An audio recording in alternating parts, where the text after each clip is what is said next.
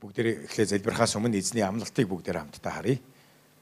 Нэгдүгээр бишээ Матай 18:18-ыг хамтдаа гаргая. 18:18-аас 20-ыг бүгдээ хамтдаа гаргая.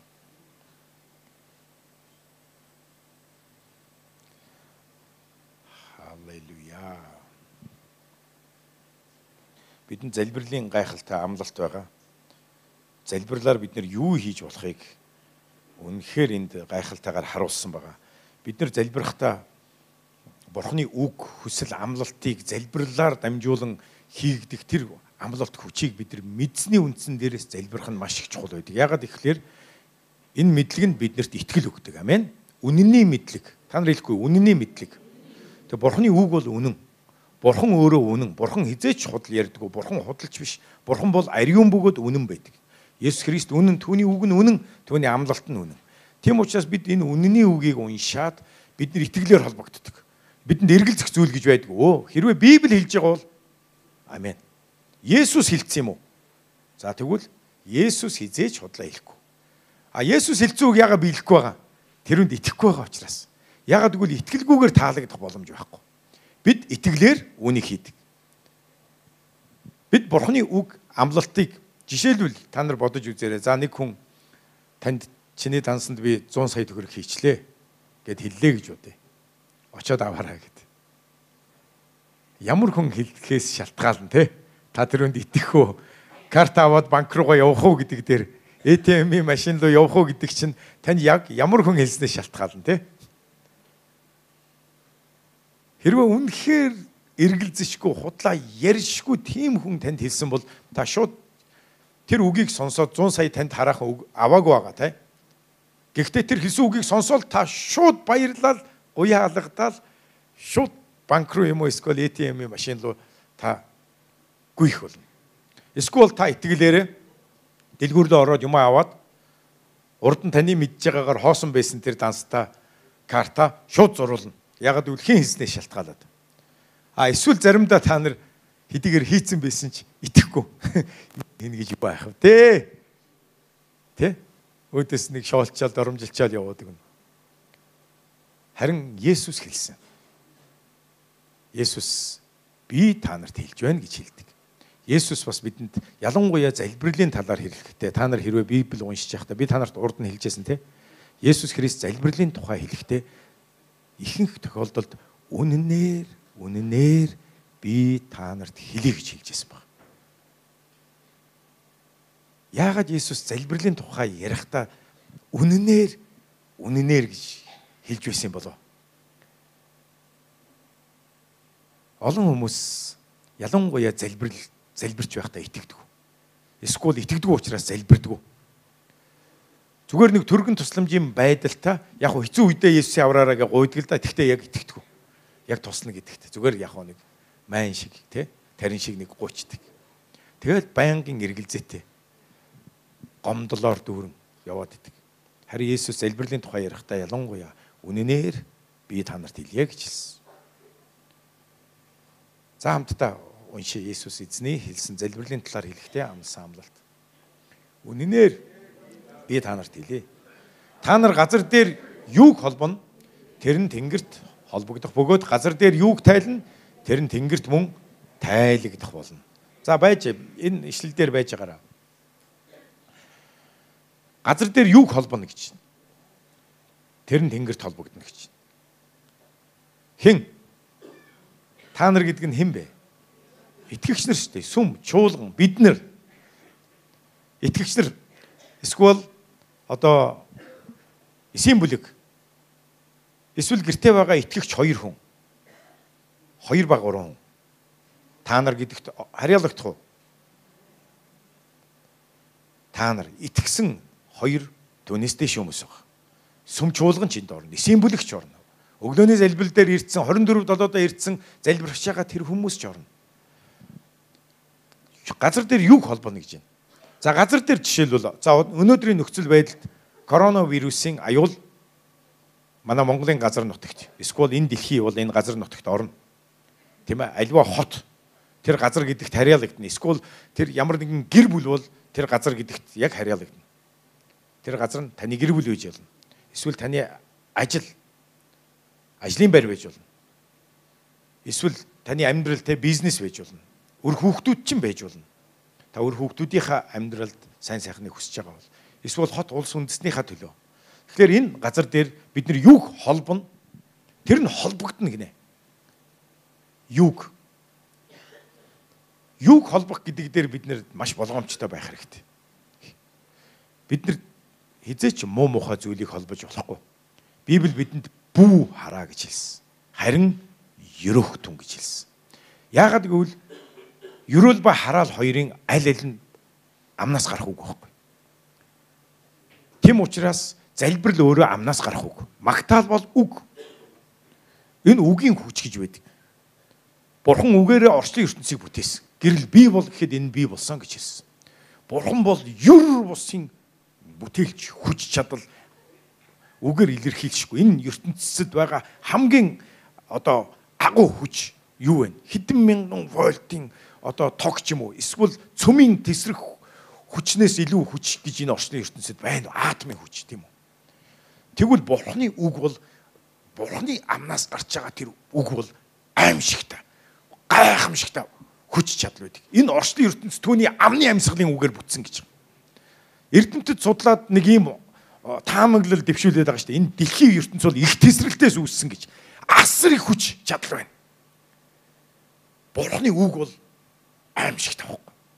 Бурханы үгийн тухай Библиэлд хэлсэн байдаг. Бурханы үг дуу хоолойг нүцгэртэл хуулдаг тэнгисийн далайн ёроолыг ил гаргах юм а гэж. Их усны шууг амьд дуу хоолой гэж Есүс Христийн дуу хоолойг Үлчлэлт номон дээр харсан Иохан тэгж хэлсэн баг. Үнэхээр тэр үгэнд бүтээх хүч идэг. Бурхан өөрийнхөө дүр төрхөөр хүмүүнийг бүтээсэн. Өөрийнхөө дүр төрхөөр тэр бурхан. Тэгэхээр хүмүүний дотор мөн чанарт бурханлаг мөн чанар байгаа. Бурхан хүний дотор үрд мөнхийг бүтээсэн гэж Библийн нэг ишлэлдэр үү үрд мөнхийг. Юр бусын тайлагдшгүй хүн бол хүний дотоод ертөнц мөн чанар хүсэл мөрөөдөл бол агуу. Хүн гайхалтай. Би онгоцон суух болгонда дандаа гайхдаг. Энэ олон зуун тоон юм өчнөөн 100 хүмүүсийг аваад зүгээр хөөрөө явчих юм аа энэ. Яаж хүн ийм юм бүтээж чадж яана гэд. Би бол онгоцон суух болгонда албаард шүү дээ. Ийм гайхалтай мөн чанар оюу ухааныг бурхан хүнд бүтээж өгсөн. Бурхан өөрөө бүтээгч. Залбирал бол үг. Бурханд итгэж байгаа. Тэр бүтээгч эзний нэрэнд түүний үгэнд итгэж байгаа. Түүний ариун сүнсээр дахин төрсөн, түүний ариун сүнсээр дүүрэн залбирч байгаа хүмүүсийн итгэлийн тухай гэлээд байгаа. Залбирал бол. Библиэлд хэл ярианы хүчинд ам ба өхлийн хүч оршдог гэж хэлдэг. Амен. Бид нар газар дээр юг холбоно. Өөрийн итгэлээр Бурханы үг хүслийн дагуу газар дээр бид залбирч байхдаа амаараа юг холбоно. Тэр нь холбогдно гэсэн. Амен. Тэгэхээр бид нар өөрийнхөө гэр бүл, өөрийнхөө амьдралд ч гэсэндээ, өөрийнхөө эрүүл мэнд ч гэсэн, өөрийнхөө хийж байгаа ажил, бизнес, хичээл, сурлага, хань ижил, өр хүүхэд, эцэг их хэний амьдралд бид нар юг холбоно. Бид нар энэ хот улс үндэстнийхээ хувьд бид нар юг ямар сайн сайхныг холбоно тэр нь холбогдно гэж байна. Тэр нь хаана холбогдно гинөө? Тэнгэрт холбогдно. Энэ ямар учиртай вэ? Тэнгэрт холбогдно гэдэг нь. Газар дээр холбогдсон юм ягаад тэнгэрт холбогдоод байна? Энэ ямар учиртай юм бэ? Ягаад гэвэл нэг зүйлийг бид нар маш сайн ойлгох хэрэгтэй. Өнөөдөр таны бидний амьдрал гэр бүл энэ хот улс үндэстэнд болж байгаа ямар нэгэн муу зүйлийг бодож үзээ л дээ. Энэ ягаад бидний амьдралд хэрүүл орж ирээд байгаа жишээлбэл ягаад амьдралд өвчин салахгүй байгаа, үхэл салахгүй байгаа. Ягаад гэр бүл салалт хүчирхийл салахгүй байгаа. Ягаад хэн нэг нь аригтаад ердөөсөө нөгөөдхөөсөө чөлөөлөгдөж чадахгүй. Уг нь бол өөрөө аригнаас гарахыг хүсээд байдаг. Лам бөөдөр очоод байдаг. Эмчдэр очоод байдаг. Хилээ хануулаад байдаг. Спрайл тавиулаад байдаг. Хамгийн сайныг уг нь бол өөрөө бол хүсхийн дээр хүсээд байгаа биз. Энэ архинаас уулж амьдралаа алаад байна гэдгээ мэдээд байдаг. Тэгээ үнэхээр л хүн өөрөө хүсэж байгаа юм бол тийм ээ. Өөрийнхөө хүслээр яга болчих болохгүй байгаа. Ягаад гэвэл тэр хүний төрлөх ухамсар хүчийг ёс суртахууныг давсан өөр нэг хүч түүнийг нөлөөлөд байгаа. Үүнийг бид нар зөөрлөж хэлэх юм бол яг монголчууд үхрийг дөрлөөд хүссэн зүгтээ хөтлөөд явдаг. Эсвэл морийг хазаарлаад амгавч зүгээд эмээл тохоод хүссэн зүгтээ ташуурдаад давираад явдаг шиг тэр хүмүүний амьдралд шүглсэн тэр харанхуй хүч бузар сүнснүүд гэж байдаг. Өөрөөр хэлбэл сүнслэг ертөнцид ямар асуудал байна? Тэр тэнгэрлэг газар гэж хэлсэн байгаа юм л та. Библиэлд бидний тэмцэл бол мах цусны эсрэг биш. Харин захирагчд эрх мэдэл гэж хэлсэн байгаа юм л та. Энэ бол манай засгийн газрын эрх баригчдыг хэлээгүй шүү. Харин энэ захирагчд эрх баригчд гэж нэрлэгдсэн зүйлс бол тухайн хүмүүний амьдрал, тухайн гэр бүл, хот улс үндэстний амьдралд ноёрхож байгаа хараалын хүч, харанхуй, бузар мус, сүнсний хүч. Тэд захирдаг хүнийг. Тэгээд тэр хүмүүс гэр бүлийг, үр удмыг хүсээгүй амьдрал тэр хараал руу, цөхрөл рүү, эцэст нь үхэл рүү удирддаг. Бүр захирдаг бүр. Харгислагчд гэж бас Библиэлд хэлсэн байдаг. Хүчирхийлэгчд гэж хэлсэн байдаг. Хүчирхийлэгчд гэхлээр та нар мэдж байгаа тийм хүний хүчирхийлдэг.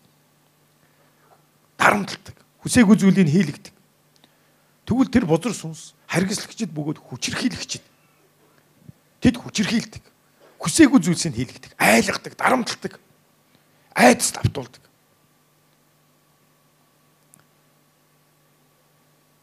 Тэг хүлждэг бас. Тэм учраас тэд нөгөө хүсдэг сайнаа хийх чадваргүй, харин хүсдэггүй тэр зүйлээ хийгээд явдаг баг. Тэм учраас хэрвээ таны хэн нэгний гэр бүлийн амьдралд яг миний сая ярьсанчлан энэ үхэл, бузар муу, нүгэл тэр аригталт, завхаарл, өвчин, үе дамжсан өвчнүүд ингээ ноёрхоод ингээ байж байгаа бол сүнслэг ертөнцид тэр тэнгэрлэг газарт тэр гэр бүлийн эсвэл тэр хотын амьдралд ноёрхож байгаа харанхуй хүч байна гэсэн. Олон жилийн өмнө Гайти гэдэг улсын ерөнхийлөгч гарч ирээд улс үндэстнээ вүдүү шашны үхлийн бурханд улс үндэстнээ даатхан тахил өргөсөн баг. Ерөнхийлөгч нь ард түмний уг нь бол хөрхий сайн сайхан амьдруулахыг хүссэн байх л да. Тэгвэл үхлийн бурханд вүдүү шашныхаа үхлийн бурханд ард түмнээ даатгсан. Тахил өргөсөн, цусан тахил өргөсөн. Тэгээ юу болсон гэсэн чинь Гайтид гамшиг салаагүй, ядуурл салаагүй. Одоо хүртэл Гайти энэ байдлаас гарах гэж үнэхээр тэмцэж байгаа. Хүний дундаж наслал нь 30 нас болсон. Ийм болцсон байсан. Одоо нэмэгдэж байгаа. Одоо нэг 40 рүү төгсөн байна уу? Сүнслэг ертөнцид үхлийн бурхныг өргөмжилсэн. Тэг та нар бодож үзээрэй. Сүнслэг ертөнцид. Тийм учраас бодиттой газар дээр, амьдрал дээр, гэр бүлүүд дээр үхэл ноёрхож эхэлсэн. Гамшиг. Хэдэн жилийн өмнө та нар санаж байна. Гайтид маш хүчтэй газар хөдлөлт болсон шүү дээ. Тэгэд дэлхийн маш олон тусламжийн байгууллага, олон улсын байгууллагууд хэдэн сая тэрбум долларын тусламжийг оруулсан Гайтис ихэдгүү. Сэхдгүү. Тэгэд нэг хүн судалгаа хийсэн баг. Энэ яагаад энэ Гайти ингэ сэхгүй вэ? Сая доллар хэдэн 10 хэдэн 100-аараа тусламжийн байгууллагууд Гайтид орж ирж тусалсан. Яагаад ийм бодиттой өөрчлөлт гарахгүй байна гэж судлаад үзсэн чинь Гайтигийн ихэнх одоо хүмүүсийн одоо мухар сүсэг гэж яддаг.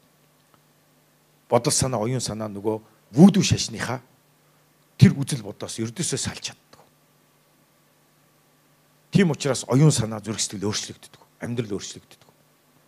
Тэр байтугай Христэд итгэж сүмд явдаг хүмүүс бас маас байдаг гинэ Гайтид. Уул нь бол нэг талаас айгүй сайн. Тэгтэл тэр маасууд ихэнхдээ яг Христэд итгэх итгэлийн энэ үннээр амьдрч чаддаггүй. Яг л нөгөө мухар сүсгээр л амьдраад идэг. Вүдүүгийнхаа мухар сүсгээс салж чаддаггүй. Заримдаа яг бид нар дээр тэгдэж шүү дээ. Зарим хүмүүс пастор одоо жил орох гэж залбирч өгөөч гэдэг. Итгэгч хүн.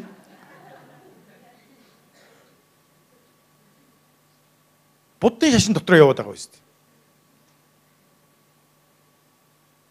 Есүс Христэд итгэсэн хүмүүс Есүс Христийн цусаар дамжуулан бүх гэм нүгэл эцэг өвгдөөс дамжиж ирсэн болон өөрийн хийсэн гэм нүглийн бүх хараал Христийн цусаар мөнхөд угаагдан цагаатгагдан уучлагдаад энэ ертөнцийн үндсэн зарчмуудад тэр хүн үхдэг. Энэ юу гэсэн үг вэ?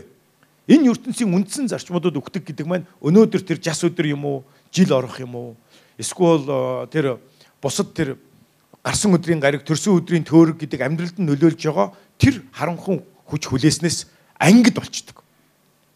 Яг тэгвэл Христ өмнөөс нь энэ бүх ертөнцийн нүгэл, гим нүглийн хараалыг тэр хүний өмнөөс аваад загалмай дээр цовдлогдсон тэр нүглийг цовдлсон, тэр хараалыг цовдлоод оршуулсан 3 дахь өдрөө өхлөөс амьлахдаа булшлаад тэр нүгэлт махан биеийг булшлаад Бурхны алдар цог жавхлангаар шинэ амийн дотор амьлсан баг.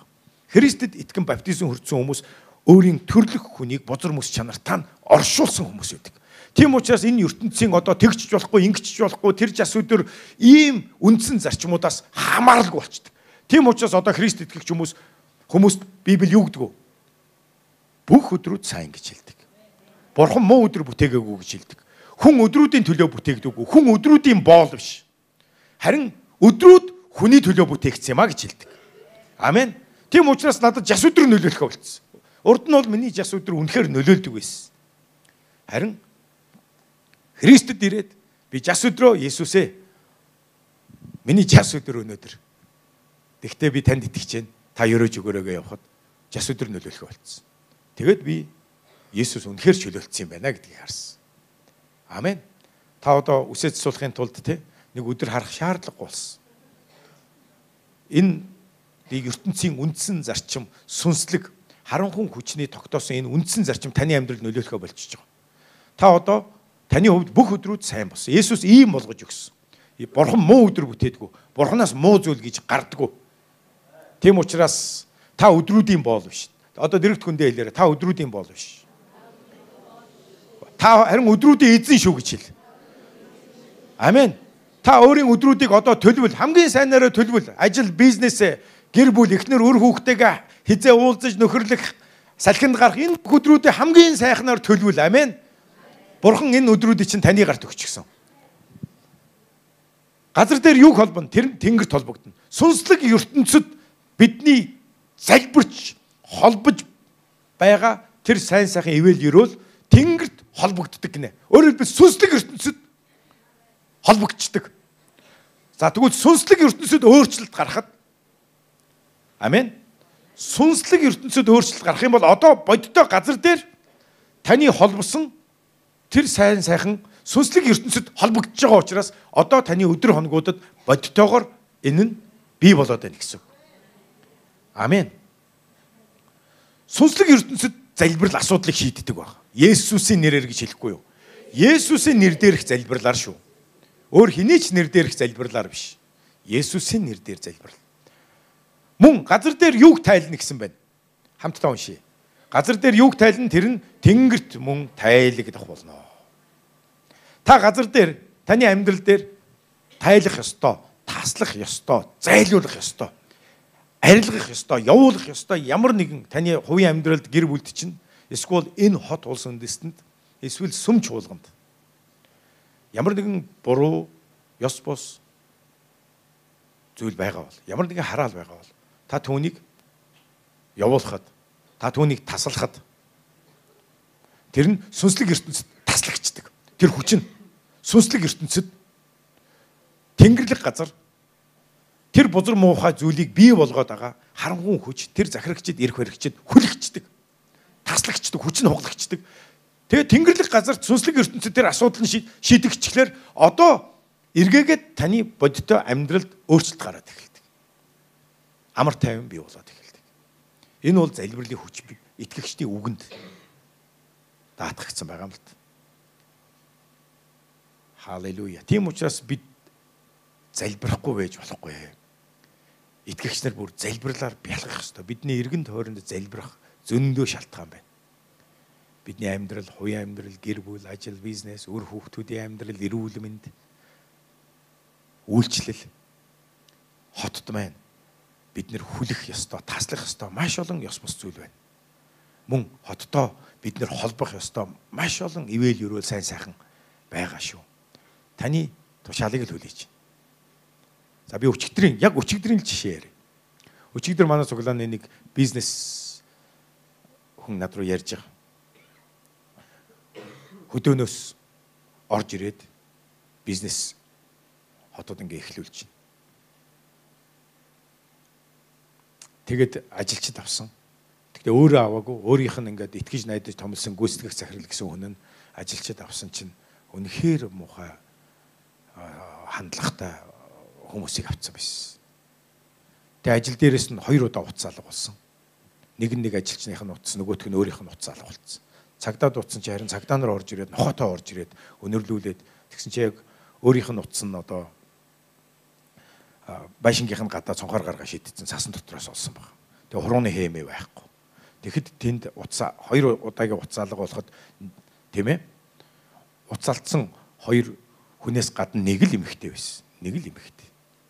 Тэгээ тэр яг сүулт тэр одоо манай захирал эмэгтэй тий утсаа алдах үед тэр савхин биелийн өмссөн байсан гэж байгаа. Өрөөнөөсөө гарч удаж байгаа. Тэгээ цагдаа нар сэжгэлж байгаа хүн байна уу гэсэн. Энэ хүн л 2 удаа утсаа алгахад хоёуланд нь энэ хүн байсан. Тэгээ энэ хүнийг сэжгэлж байна гэсэн чи нөгөөх нь дайраад бүр өстө айгуу муухай доромжлоод өстө хэлгүйгээр хэлсэн чи манай нөгөө дүү маань ухаалтан унтсан байгаа хөрх юмд. Өстө үнэхээр тэрний нүдэн өстө аимшигтэй байсан. Өстө чөтгөр шулам юм шиг л над руу дайрч давшилж байсан. Тэгээ бүр ухаан алдаад эмдэгт очиж тариа хэлгсэн байгаа юм чинь. Захирал нь штэ ажилд авсан. Тэгээ ажлын байран дээрээ гэр бүлтэй тэр ажилчдаа бүр ажлын байран дээрээ бүр амьдрах байраар нь хангаж өгчгөөд тэгж юмаа хулгайлуулж доромжлуулж байгаа байхгүй. Тэгэд нөгөө өөрөө орон нутагтаа ингээд бас ажиллаж исэн учраас нөгөө эдэртэй найдаад явцсан чинь 2 сая төгрөгийн алдагдлал орцсон. Тэгээ өөрөө ирээд байсан чинь өрнөөс одоо ингээд 2 сая төгрөгийн алдагдлал нь одоо багасч гин гинэ. Тэгээ өчигдөр орой юу болсон бэ гэхээр надад энэ бүхнийг яриад нараа аха надад үнэхээр сайн итгэмжтэй хүмүүс байна. Одоо энэ хүн гарахгүй гэд би ажлаас гараараа гэсэн чинь гарахгүй гэд ингээд идэг. Би одоо яаж гаргана гэд би бүр үгүй чи чин захирал юм байгаа үстэй. Би бүр өмнөөс нь бухимдаад нэрээс та энэ хотынхын чи ямар аамир юм бэ нараахаа гэж хөөрхөө. Хөөрхөө. Тэгээ би одоо яах вэ? За пастор залбир. Хоёлаа яг одоо залбирыг л уцаа барьж хагаад би залбирахгүй юу? Есүсийн нэрээр. Одоо яг л энэ үгийн дагуу залбирч байгаа юм л та. Яг одоо энэ хормоо хүмүүс таслагд. Тэгээ би бүр хэлсэн эзэн минь Тэнгэр элч нараа яг одоо илгээ гэж. Тэнгэр элч нараа яг одоо энэ дүүд тусал хүчийг өг.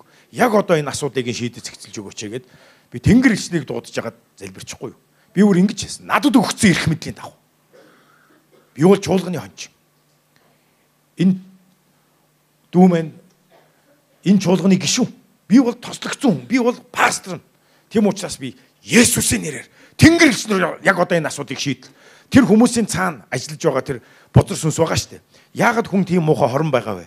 Яагаад хүн ийм худалч хулгаач ийм арчаагүй ийм ухамсаргүй өөрийг нь ажлын байраар хангаж байгаа хүмүүст баярлаа талархаад ажлын хамгийн шударгаар хийгээд үнэнч байхын оронд эсэргээр нь доромжлоод уцыг хулгайлаад тэгээд ингээд тэр ажлын байранд нь бүр одоо хинэн захирал нь мэдгэтгэе болцсон ингээд ийм тэгээд бүр цагдаа нар хэлсэн энэ ямар даварцсан хүмүүс вэ гэж.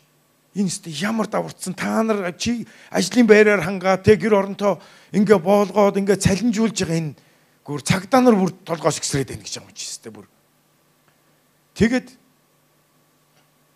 залбирчлаа. Тэнгэрэлч даатгачлаа. Тэгээд энэ асуудлыг хурдан шийд.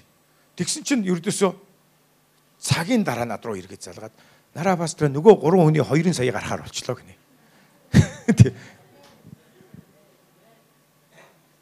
Ажлаасаа гарахаар болчлоо. Тэгээ би сая ажил руугаа очисон чинь тэд нар яг боорцог хулгайлж гарч явж байгаад надад баригдлаа гинэ. Тэгээд харж байгаа үстэй. Өөрийг нь хөдөө байж байгаа хооронд 2 сая төгрөгийн алдагдлал оролцсон байгаа байхгүй. Үнэхээр. Тэгээд газар дээрээ гардуулаад тэгээ би камер миний дүү тавиач гэж анханаас нь эхлэхээс өмнө хэлжсэн миний дүү камер тавь гэсэн чи өөрх нь нөгөө санхүүгийн боломж байхгүйгээс болоод камер авч чадахгүй. Тэгээ би манайхан дотроос илүү илүүчлэх камертай хүн байвал бас дүүд илүүчилж өгөөрөө тий. Гэхдээ би өчигдөр би нэг сүмийнхаа хүнээс суусан чинь 5 камер байна гинэ. 5 камер бүр дэлгэц юутайгаа байна гэсэн. Тэгээд одоохондоо өөрөө хэрглэж байгаа. Тэгээ тэрний одоо хизээ тийм ээ бэлэн болохыг мэдэхгүй учраас яаралтай бас камер боломж өгвөл. Тэгээ бид нар нэг нэгэндээ туслах ёстой шүү дээ. Бид нар чинь гэр бүл, бид нар чинь ах дүүс тийм. Ингээд нэг мань ингээд хотод ингээд бизнес эхлэх гээд хичээж байна. Тэгээ хажуугаар нь маш их тулаан. Тэгээ би бүр бизнес хүмүүсийнхаа төлөө та нар минь энэ дашрам бүр хэлмээр гуймаар байгаа. Та нар минь залбирч байгаараа. Бизнес хүмүүсийнхаа төлөө 24/7 дээр болон өөрийн залбирал дээр бизнес хүмүүс ирүүл бас ариун сүнс сануулвал ерөөж залбирч байгаараа. Тэгээ энэ удаагийн өөрийн залбирал дээр бид нар бол тогтмол одоо залуучуудынхаа төлөө залбирч байгаа. Залуучуудынхаа төлөө. Тэгээ ариун сүнс сануулвал бизнес хүмүүсийнхаа төлөө залбирч байгаараа. Тэгээ бид нар газар дээр юг тайлан тэр нь тэнгэр тайлагдана гэсэн.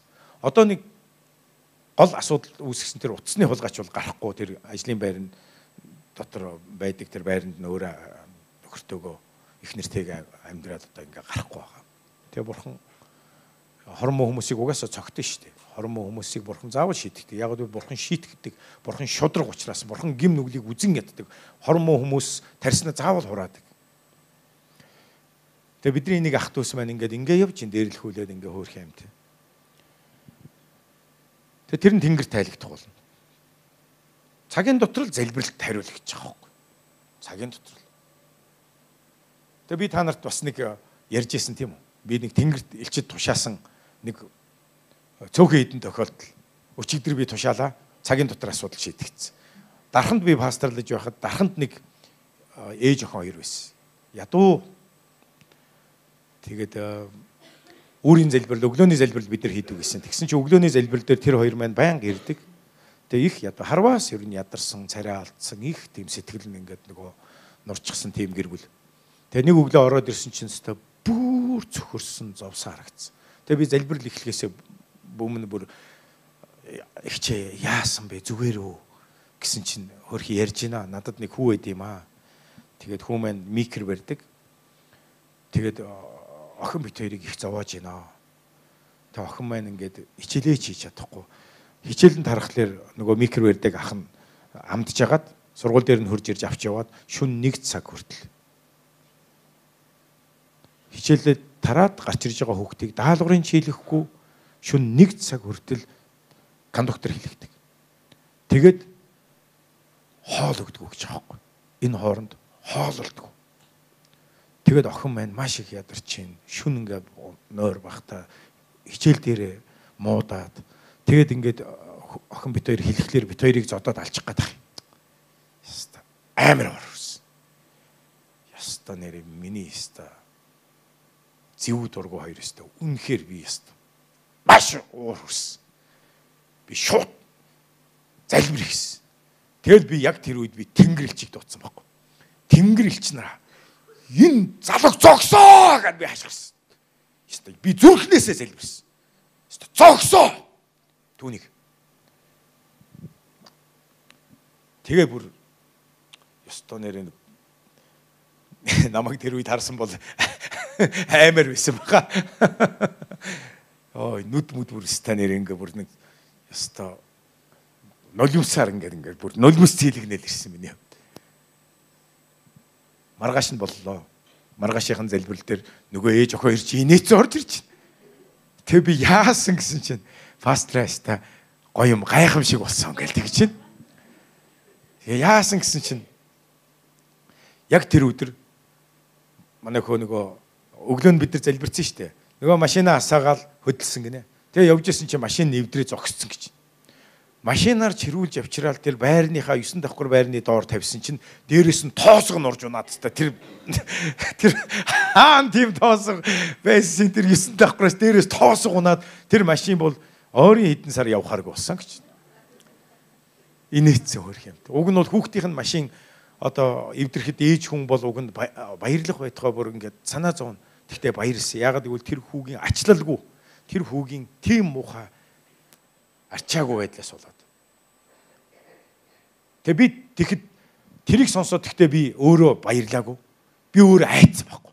Ее бурхан минь ээ. Яг нөгөө бурхан байд юм биш үү гэдэг шиг те. Ее бурхан минь ээ юу болчихоо? Би юу хийчихвэ? Бас л аюултай залбирал хийсэн байх шүү. Тэгтээ би машины нэвдлээ тоосго буулгаач гэж залбираагүй учраас Тийм ээ. Тэгэд залбирсан бол би бас ямар тэнэг залбирал хийчихөө гэх байсан. Би зүгээр зогсоо гэж залбирсан учраас Бурхан өөрөө ингэж ийм маягаар л зогсоосон. Амен. Гэхдээ Библи бидэнд хэлдэг. Залбирахтаа аюултай. Болгоомжтой бити хараа. Тийм учраас ялангуяа хүний мууг хүсэж залбирал аюултай. Ягаад гэвэл Библи ингэж хэлдэг. Хүн чи юу тарьснаа хурааж авна. Чи хараавал өөрөө хараалуудыг хурааж авна. Харин чи ерөөлийг тарвал ерөөлийг өөрөө хураана. Хүн юу тарьснаа хураана.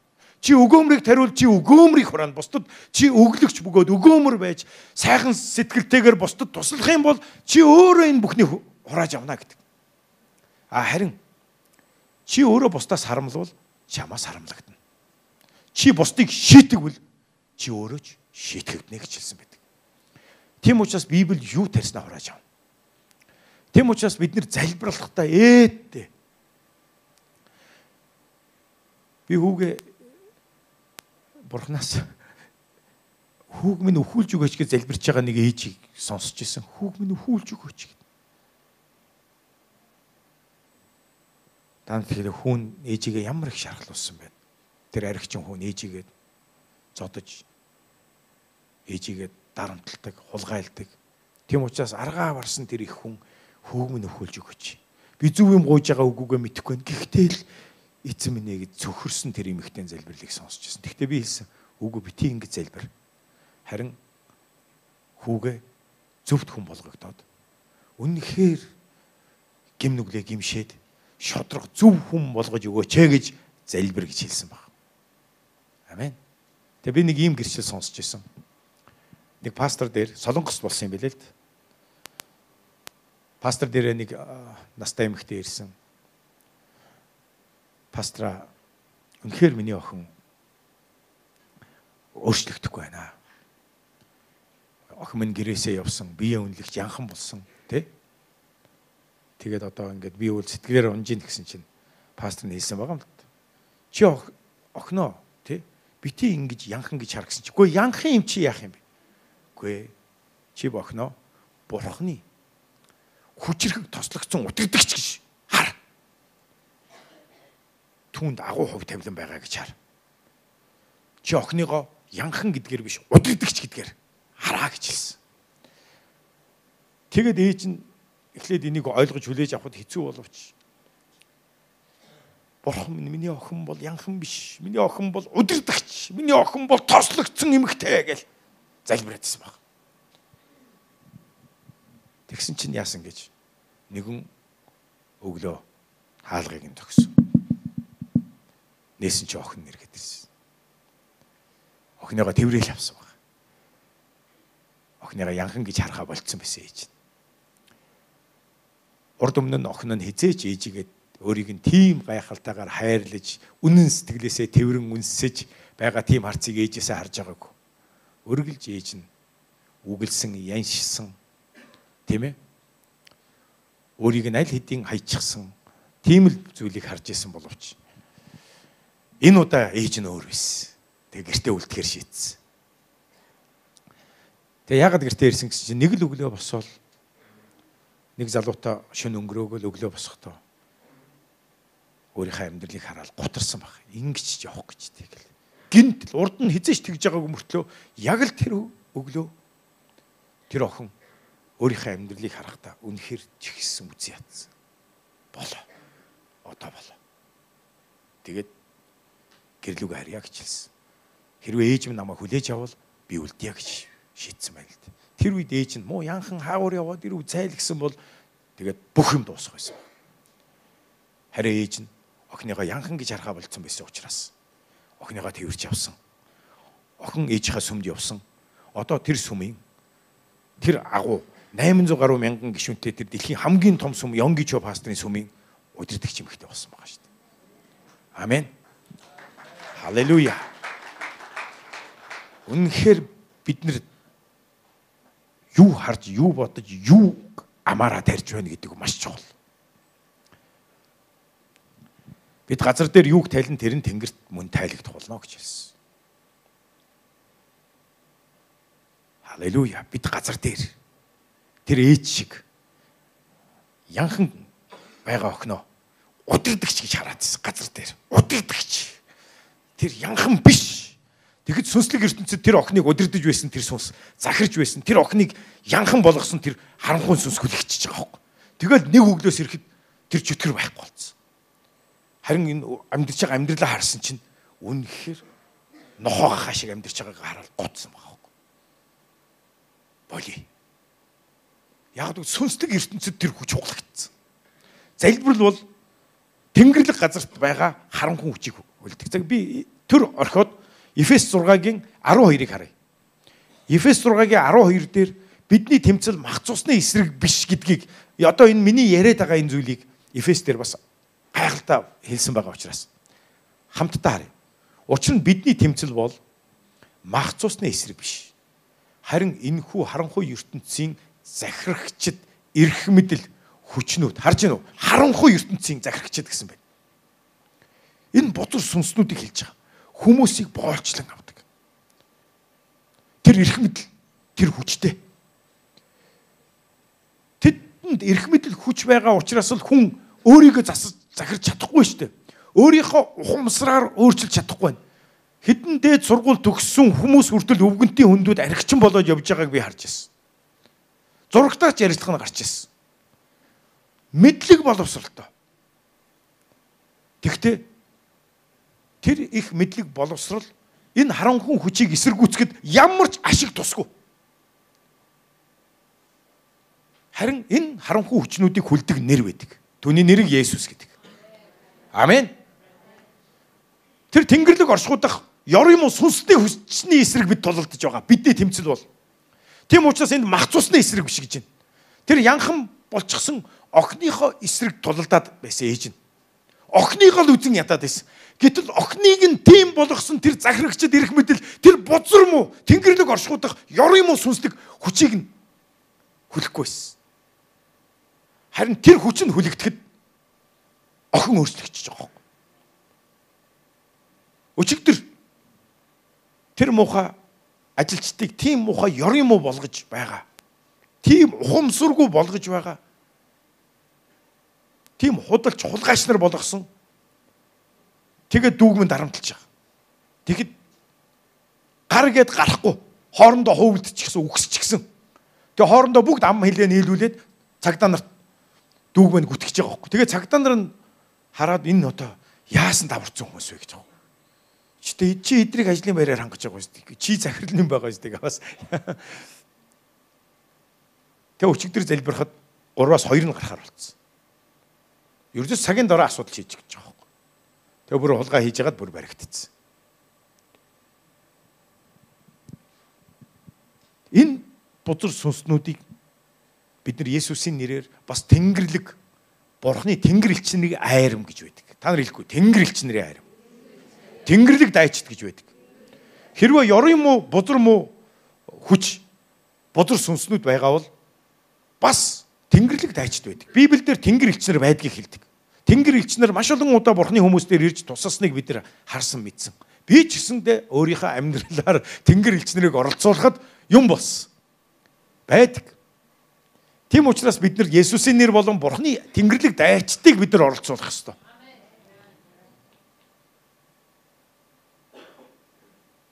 Нэг өглөөний залбирал дээр саяхан өнгөрсөн 7 хоног залбирч яхад тэр хүн байна уу? Нараа пастора залбирч ирсэн чи үжиглэл үтсэн. Таны хоёр мөрний хоёр талд ингээ Тэнгэр элчнэр игнээ зогссон байсан гэж. Тэрийг үтсэн хүн байна уу? Ирэг байна уу? Хоёрдугаар цуглаан дээр магадгүй ирж магадгүй.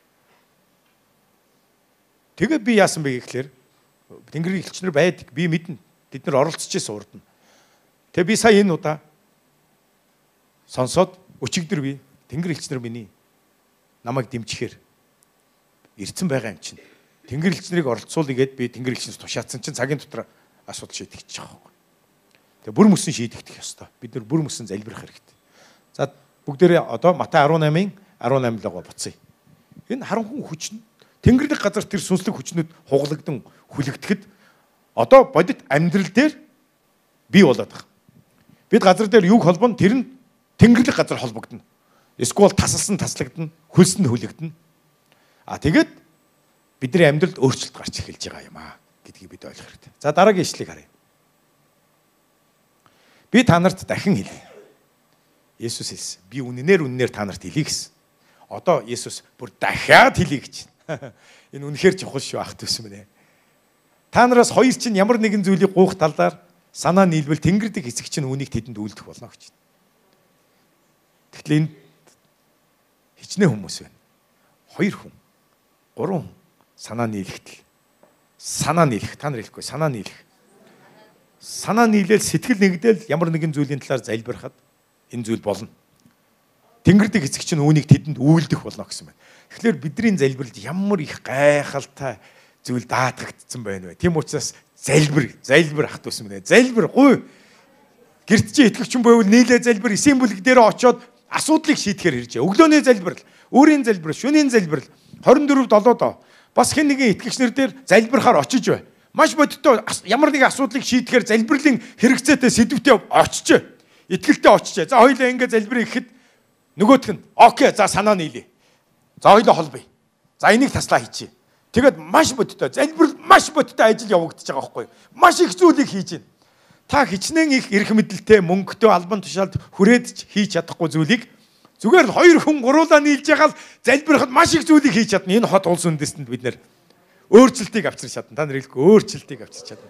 Залбирлаар хувь хүнийг өөрчилнө. Хэлээрэй. Залбирлаар хувь хүнийг өөрчилж чадна. Залбирлаар гэр бүлийг өөрчилж чадна. Залбирлаар чуулганыг өөрчилж чадна. Залбирлаар бүхэл бүтэн үндэстнийг хотыг өөрчилж чаднаа. Үнэхээр залбирал бол ариун хүмүүст өгөгдсөн аим шиг та зэвсэг юмаа гэж нэгэн хүн хэлсэн байна. Үнэхээр гайхалтай сүнслэг зэвсэг шүү. Юр бусын хүчтэй зэвсэг. Амен. Дэрэгдэхэндээ хэлээрэй, залбирцгаая. Залбираараа гэж. Асуудлыг шийд гэж хэл. Тэгээ би бас нэг зүйлийг хэлмээр байна. Би жишээлбэл одоо залбирахтай байна штэ. Яг одоо гэж залбирдаг. Яг одоо энэ асуудлыг шийдэж өгөөч. Яг одоо энэ асуудлыг сүнслэг ертөнцид асуудлыг хугалахыг яг одоо хугалж өгөөч. Хизээч битээ эзэм нь та хүсвэл гэж битээдэг. Хүсвэл гэдэг чинь юу гэсэн үг вэ? Тэгэхээр чи яг та хийх гээд байгаа мó хийхгүй байгаа мó? Та яг өөрөө энийг авмаар байгаа мó авахгүй байгаа мó? Танд яг хэрэгцээтэй юу? Энэ хотод яг хэрэгцээтэй юм уу? Яг энэ улс үндэстэнд хэрэгцээтэй юу? Энэ хот улс үндэстэн маань ямар болоосоо гэж хүсэж байна. Тэгвэл яг одоо холбогдож хэл. Амен. Яг одоо. Залбирахтаа эргэлзээгүй байгаараа. Санаа нийлбэл тэнгэрдэг эцэг чинь үүнийг тэдэнд үйлдэх болно. Дараагийн ишлэгийг хамтдаа харъя. Хамтдаа уншия. Учир нь 2 буюу 3 миний нэрээр хаан цуглана, тэнд би тэдний дунд байна гэж. Тэгээ энд эзэн Есүс байгаа юу тэгвэл? Байгаа юу? 2 ба 3 гэсэн байна. Тэгвэл та нар гэртээ ч гэсэндээ эсийн бүлгэрээ ч гэсэн 2 ба 3 залбирлын өрөөнд хоёулаа сууж яхад эзэн тэнд байгаа гэсэн. Тэгэд эзэн гайхамшиг хийх бол. Тэгээ бүгдээрээ хамтдаа бидэнд ийм агуу боломж амлалт байгаа. Хамтдаа бүгдээрээ Монгол улстай ялангуяа одоо энэ коронавирус Монголд үнэхээр дэгдэхгүй байхын төлөө. Монголд орж ирэхгүй байхын төлөө. Монгол хүмүүсийг үнэхээр өвчлөхгүй байхын төлөө. Хэрэв өвчлсөн хэн нэгэн хүн байгаа бол бид мэдэхгүй байна. Амь насаа алдахгүй эдгэрээсэй гэж бүгдээрээ залбирая.